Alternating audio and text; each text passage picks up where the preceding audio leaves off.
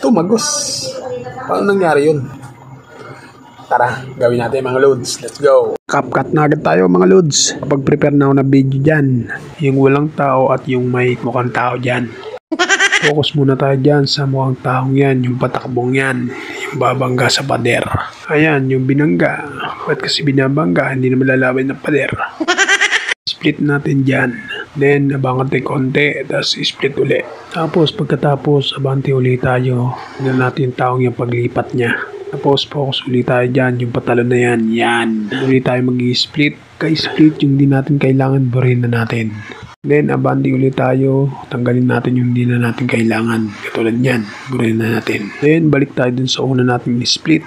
Drag natin yan dun sa harap. Higit na natin yung walang tao. Then, pagkatapos, focus tayo dyan sa pagitan ng walang tao at may tao. Ang lalabas dyan yung transition. Diin lang natin yung mix. Ayun, nakita nyo ba? Biglang nawala yung mukhang tao. Pagkatapos, lipat naman tayo sa kabila.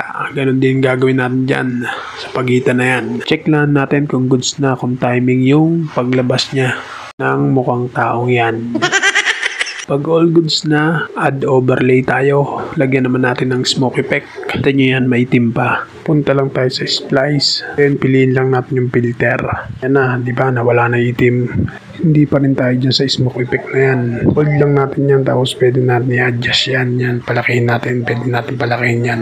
Tatapat lang natin doon sa mukhang tao. Doon sa kunyari ay lulusot siya. Hindi pa tayo tapos dyan. Kung di kayo kontento, pwede nyo i-speed yan, i-adjust yung speed. Para sa akin, nababagalan ako, kaya nilagyan ko na speed.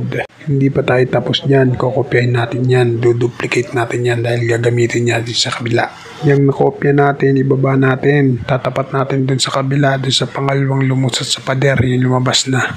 Then, pagkatapos, adjust lang natin. Palakihin lang natin yung usok. Pag all goods na, ready to export na natin. Sana nasundan. Tama-tama to sa mga tulad kong baguhan.